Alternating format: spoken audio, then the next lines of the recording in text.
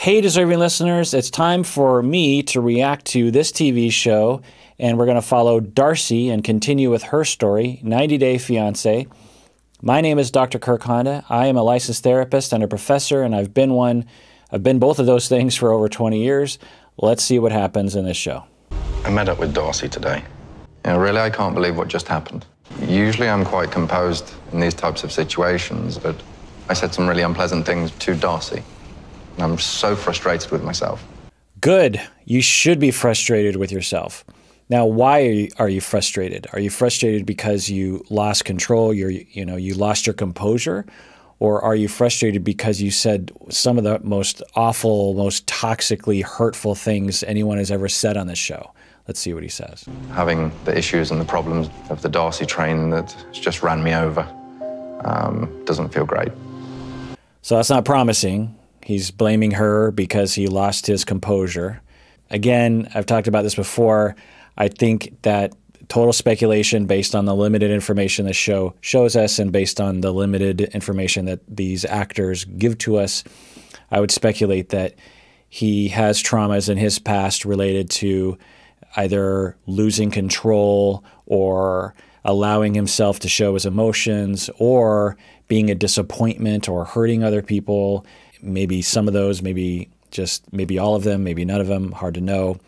And or rejection, just flat out traumas about rejection. And when Darcey said, no, I do not want to be, you're breaking up with me. I don't want to be your friend. I'm done with you. That triggered something in him. He was very hurt. It got somewhere deep in his traumas, and he came back with some of the most horrendous things we've ever heard on this TV show that he said to her. Maybe some perspective from someone else will go down better than me just thinking about it on my own. Hey, darling, how are you? I'm all right, been busy. So if you're calling your sister, I doubt she's going to have a very good perspective. She was extremely judgy, unfairly, I think, about Darcey to begin with. So I can't imagine this conversation going very well. Now, people after a major event like that should call their people, and this is his people, and it makes sense that he would do this. But I hope he talks with someone else about, like, what you said what to her? Like, why did you say those things? What would give you any reason to say those things? My sister's wonderful in these types of situations. She can really bring me up when I'm feeling down. I tried to be a little more assertive and tell her about what I was thinking and feeling, and I don't know, I don't think she really listened, to be honest. What?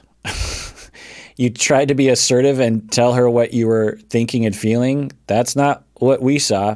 Again, maybe the producers edited that out. I doubt that they did, but maybe they did. Given what we saw, no, I wouldn't call that assertive or telling her how you think and feel. I mean, there's a little bit of it, but it was pretty accusatory in the midst of a pretty clear breakup message. I'm going to dump you right now, and, I want a very civil back and forth. But, forget about the fact that I'm dumping you right now. And then she asked me about the other woman I'd seen, so I said I'd met someone. So how did Darcey react? How have you left it? He stormed out. Did you go after her? No. Is the sister telling him he should have gone after her? Because that's a twist. Embarrassed for what happened. Sometimes when you're face to face with someone, you say things that you don't particularly mean in anger. I can see why she's angry and she's hurt.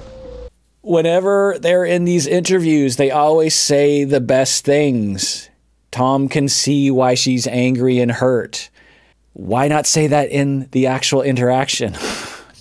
I mean, I guess I can relate. As a therapist, clients will come into my office, individual clients, and give me extremely mature, differentiated, caring accounts of what happened. And then they tell me what they actually did in the moment, and it's in stark contrast to that because they're triggered, and in the face of stress, their differentiation goes down and they can't hold on to their goals. So it makes sense, but it's just so frustrating because Tom, I mean, presumably Darcey watched this episode, at least I hope she did, kind of, to see Tom saying that he said some awful things, and it's understandable that she's hurt and that she's angry. So, I kudos to him for saying that. Jesse kind of said things like that, but not as definitive as that. So, you know, kudos to Tom for at least saying that well after the fact. And I want to apologize for that. But I feel sad. I did have feelings for her. So. Okay, I'm hearing some extremely promising things. I did have feelings for her. I want to apologize for these things. It seems like as time goes, beyond that big fight, he's starting to get back to his differentiated state. Maybe they'll show an interaction where he apologizes. I give it a 50-50 chance of it going well, so I guess we'll find out. You know she's not right for you though, Tom. So there's more of that dynamic of the younger sister in age, but acts way more like a mother, a controlling mother, really. Who says that to a grown adult? You know that she's not right for you, right? Like, how about you let me make up that my mind on that? It's more of that evidence that his family of origin environment was such that he played the role of the puppy dog or the person who is always nice to everyone and always tries to have good composure and not lose control. And the sister was the one who felt very responsible. Maybe there was addiction in the family or depression or something that elected her to be more of the mom. And when siblings have to be parents to their siblings for whatever reason, they tend to kind of resent it and they tend to do it fairly hard. They tend to be really critical and really controlling in a way because they lack the ability to navigate that because they're young and they're immature. Plus they resent having to always do this instead of it being flexible. And so there's anger in it and control. And this assumption that the person can't do things on their own because maybe that was his role in the family. It's interesting that both Tom and Darcey show signs of being the person in the family that was seen as the idiot or the person who can't make decisions on their own. But that statement is very telling from the sister. You know that she's not best for you. There's a lot in that statement. I suspect that the sister, given previous events, she's actually worried that he's going to go back to her because he is a leaf in the wind. And this is interesting that we're going down this road and we're seeing a lot of evidence of this. When you have a person, and maybe you're even in this position as an overfunctioner in a family, and you're trying to help, your heart's in the right place, but you end up giving all these messages to the other person that they actually have no idea what they're doing. Your efforts to try to get them to be smarter about things, like be smart. You are doing dumb things, be smart. Your efforts to do that actually beats them down to a level where they just believe that they're idiots and they can't make any decision on their own. And so when they go off into the world and they're not around you, and sometimes they'll run away from you because they don't want to be around that kind of thing, they have no ability to think for themselves, and they just are leaves in the wind, which Tom has a lot of evidence of. He's around Darcey and he's with her, and then he's across the Atlantic and then he meets someone else and then he's with her, and then sister says something and he does what he shows all this evidence of like, oh, okay, you're telling me okay, now I'll do what you tell me to do. And it could have been at least a factor in that, if not the entire reason, is that dynamic that developed when they were very young where the sister was like, you're stupid and you need to do this, Just speculating. I have no way of knowing. While I'm on this topic, I can't diagnose from afar. Everything that I am basing this on is on what is being shown to us by the producers, which is a small sliver of reality. The actors know that they're acting in front of a camera, so we don't know if this is accurate. It's unethical to diagnose from afar. I'm not actually diagnosing anyway because the things that I'm using are more family dynamic, family systems, and personality ideas, not DSM diagnoses anyway. Also, while I'm on the topic, subscribe, hit the bell below, then you get notified when episodes come out. Also become a patron on patreon.com. I'd really like to resolve this in at least some way before I go back. It seems a real shame that I go home with it ending like this. After seeing Tom, I decided to go back to the hotel. I didn't want Stacy or my kids to see me like this. I want to be strong, but it's hard. I truly loved him and I gave him my heart. And all I really wanted was to be loved. Again, the interviews, maybe they record these interviews well after the fact where they have more perspective or so, I don't know. But what a wonderfully differentiated thing to say. He broke my heart and I just wanted to be loved. Great. You can see it. That's very human. That's very normal. It's good that you can admit that and own that, and that's wonderful. It's not laced with any secondary emotions. It just is what it is. It's as a couples therapist, it really pains me to see events like what happened last episode where they were fighting and she was unknowingly triggering him through normal behavior from Darcey, I would say, and he became really nasty. And then, you know, they split up.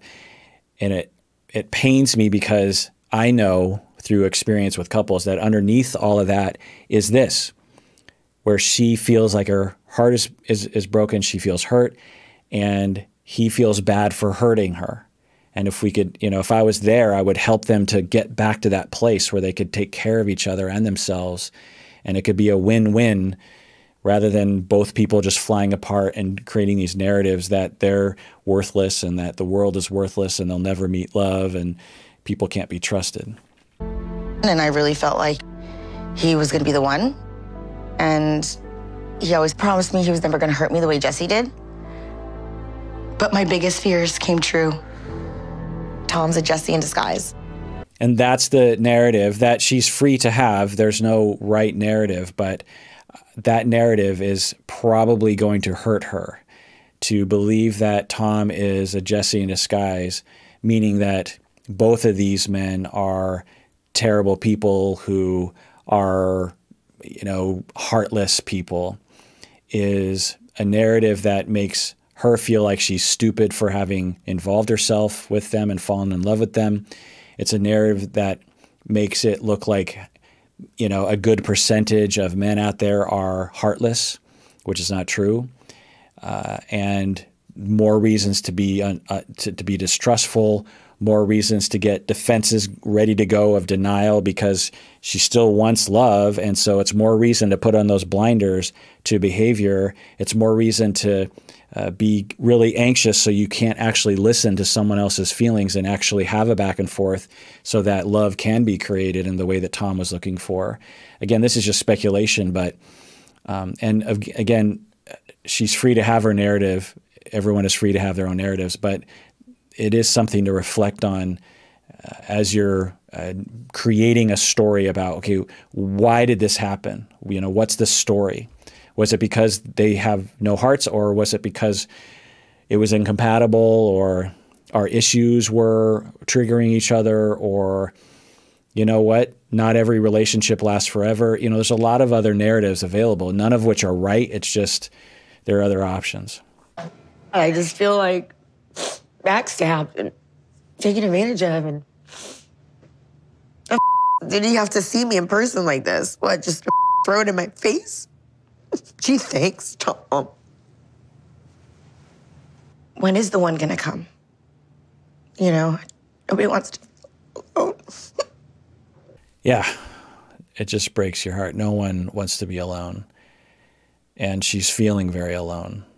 And her relationship with her sister doesn't seem very securely attached. Her relationship with her friend, I guess she has her kids, but that's usually more of a one-way street. Who's there for Darcey? You know, it's sad. I just feel used. He played me for a fool. See, there's that narrative. He used me. He played me for a fool. Whenever I hear that term used, it always just kind of, you know, rubs me wrong. Used you for what?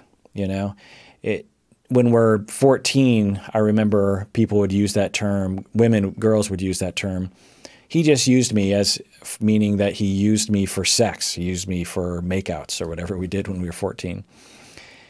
As an adult, when I hear that, I'm always like, well, what do you mean by used? Now, if you date a sadistic person or a psychopath or an antisocial personality person, conduct disorder people, yes, these people will exploit. They will try to, pull things from you. They will use you. They will. There are people out there, but those people are extremely rare. The percentage of people who suffer from those personality disorders are extremely rare. They're out there, but the chance of dating one is not extremely high. And by the way, there are plenty of female psychopaths. So I want you to, when you think psychopath and sadist, I want you not to genderize it in your mind, because that's not helpful. So when she says use, that's part of that narrative that I could see how she would feel used, but to conclude, yes, he was out to use me, it just seems so far from the way I would narrativize the situation. Now, you could say he is the sort of person that has a hard time knowing what he wants. I think that could be a criticism that you could have. You could say that he was not a very nice person by meeting someone, posting a picture, and then weeks later breaking up with me, and not telling me. Like, you should have broke up with me before you met someone. It would have hurt, but it would have hurt less. Why did you meet someone and then break up with me? Yeah, it's sad, it hurts, but I know what I do deserve and I know what I want. If I'm meant to have love, then he'll come to me. I am so ready to close this chapter and get on with the next. All right. Well, that does it for another tough episode of Psychology in Seattle, in which I react to 90 Day Fiancé following Darcey. It's heartbreaking to see. I'm really hoping that Tom can rise to the occasion and apologize and really repair what he did, and that my cat wants to share. Come on. Cheer everyone up. Cheer everybody up. We just saw something real rough. She's very communicative. You know how Tom doesn't really communicate much? This one's the opposite. Everyone out there, please take care of yourself, because you deserve it. You really, really do. And so does she.